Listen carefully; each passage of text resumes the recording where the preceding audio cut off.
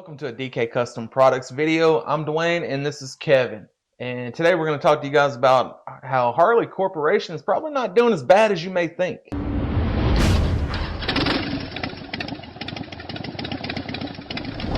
So yeah, a lot of people really don't like the direction Harley's going, and they have it in for the CEO saying he's making bad decisions. We have a video we'll put up in the corner where the head of product sales for all of Harley says they're purposely going to limit how many motorcycles are being made and in the dealerships, and parts, limit the parts in there.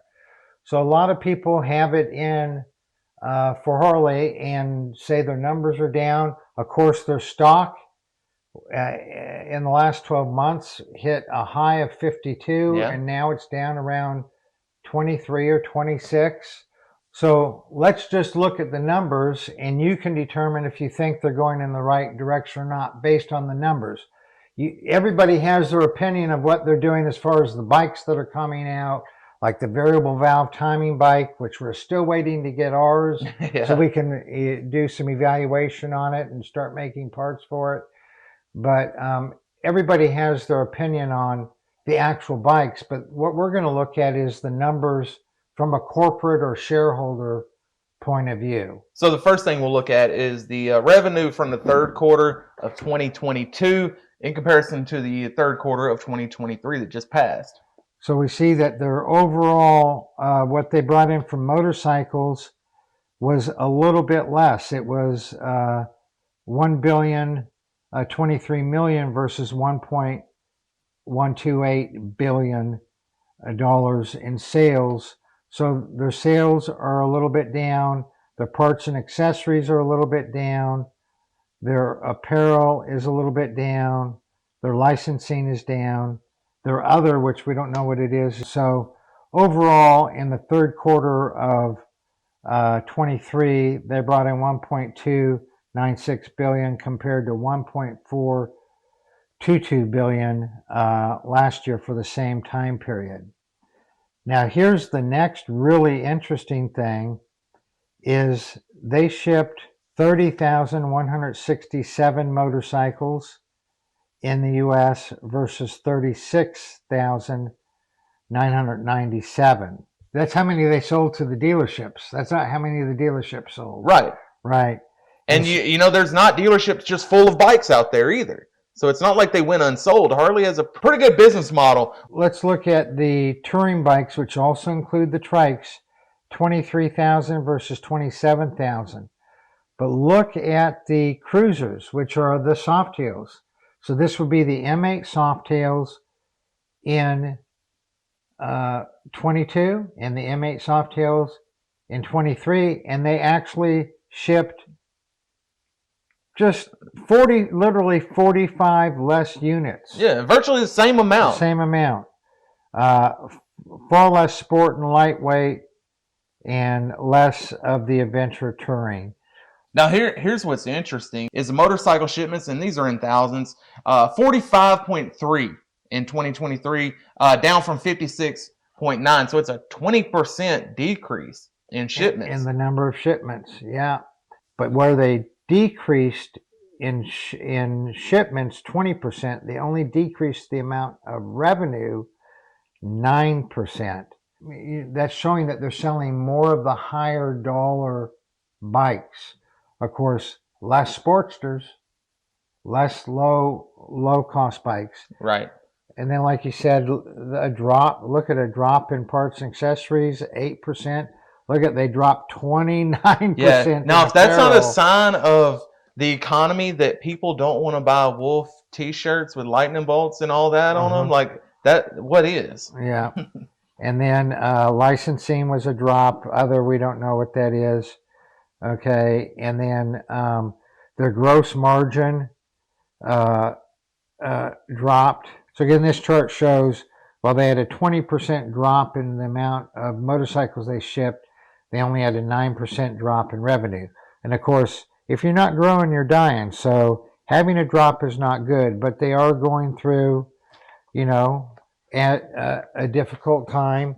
as they're making their way through these new economic times. Right, as many companies are. And Right. here's the thing: if you think Harley's never been through a bad time, just think back to the 80s. Yeah. Not too long ago, and then there's many instances before that. Harley can get through this. And here's what I think Harley's biggest problem is they are always moving forward, but those steps forward are always few and far between.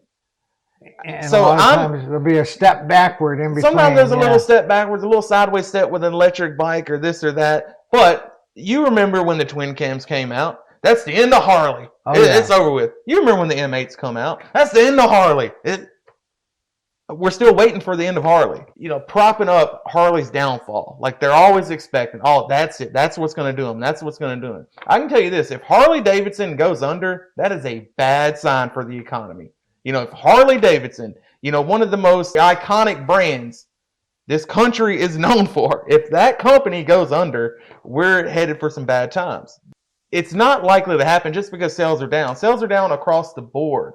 It doesn't matter if you're selling TVs or motorcycles, sales are down. So you have to, adapt and roll with the punches. Harley stopped producing as many motorcycles. They also stopped giving you rebates and deals and all that. And, if you went to a dealership in the past year and you bought a bike, you did not get a great deal on a bike in the past year. Right. And a lot of that is because Harley had to stay afloat. It's just part of doing business. So, again, I don't think it's as bad as the numbers make it out to be. So we're going to play a little game here. Yeah, and Kevin has some numbers that I haven't seen them. And he's going to quiz me, and you guys see if you can get these answers correct, just like I'm going to do. So here's a little game on baggers. And baggers, not including the trikes. So on baggers, road glides, street glides, ultras, all the bagger, electric glides, the baggers. So when looking at baggers, and we look at all baggers from 1984 through 2022 that are still on the road today in the United States. We're only looking at the United States. So baggers made from 1984, which includes 16 years of the Evo. Yeah. All the way through 2022.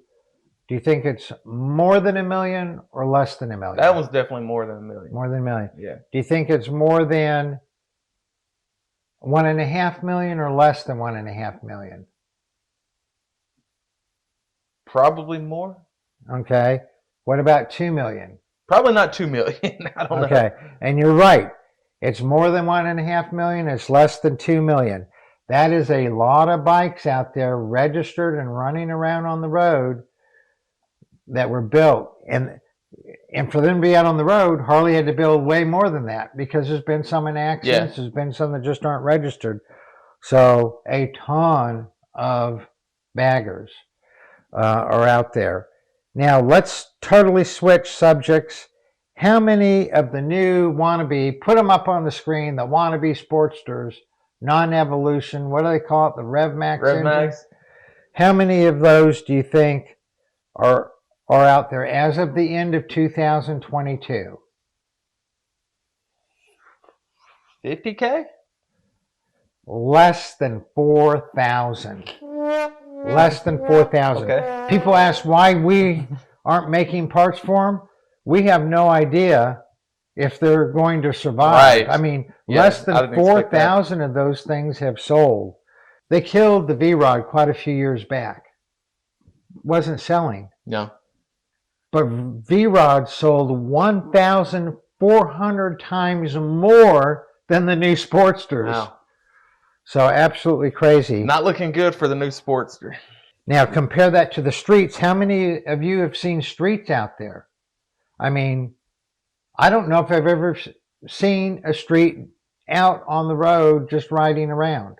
The last street I seen was in Sturgis, and it was one. You saw one. Yeah. And there's been over 4 times as many streets sold as there have of the new wannabe Sportsters.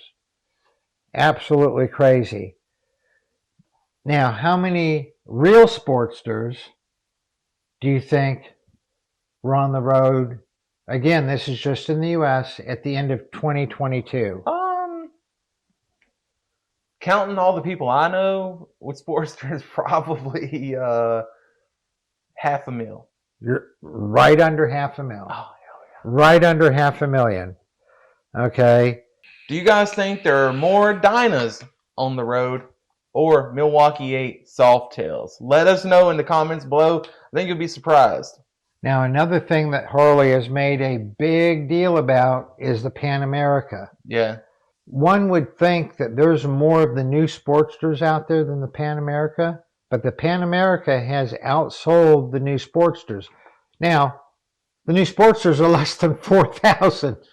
Yeah. So the Pan Americas are better. They're just a little less than much better. 6,000. Now, here's an interesting thing: is the Tri-Glide came out in 2009, and I think the Freewheeler, I don't even remember when the Freewheeler came out, 2014 or so, somewhere in there.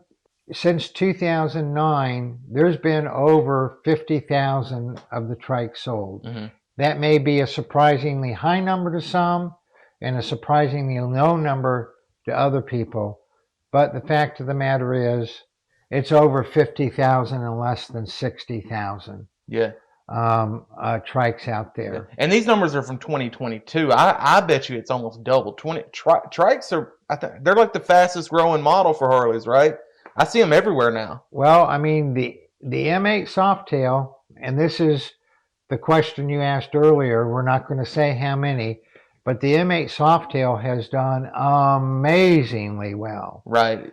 Harley did, we have a video where Harley did some stuff right on the M8 Softail. We'll put that video up in the corner, and it's reflected in sales. We're not going to tell you how many M8 Softails have sold, but if you look at all the twin cam Softails that sold, it's over 500,000. And that goes from 2000 through 2017. So that's 18 years. Yeah. 18 years of selling the twin cam Softail. Well over 500,000 have sold. And then it's only been 4 years that the M8 Softails are being sold. And we'll give a little hint, they've far outstripped. Oh yeah, the trikes, and the trikes have been selling since 2009. Yeah. So anyway, interesting numbers. Harley's not going anywhere. Not anytime soon. No. At the very beginning of this video, we put a link up in the corner about why they're successful. They purposely make these bikes as a blank canvas so you can make them your own. And that's what people are doing. Yeah. They're getting them, they're fixing them up how they want them to be. And the people who like to ride Harleys still like to ride Harleys. Yeah. Every now and then you have someone jump ship over to Indian or Goldwing or something. I would put Indian in second place. But Indian is so far behind that first place, which is Harley, that it's not even a competition. Yeah. And so nothing wrong with Indians, they're not a Harley. You don't have the history, you don't have the fit and finish.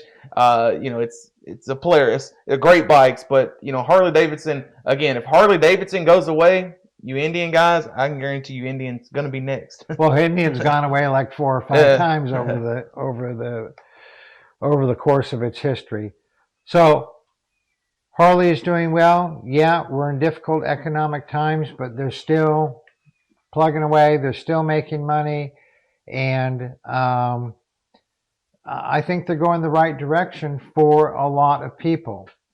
And that's what it's all about. They're about making motorcycles and selling them and making a profit, and they're about making them that people will like. And I mean, Devin is pretty dadgum excited about getting a fully computerized, nanny-controlled 121 VVT variable valve timing bike.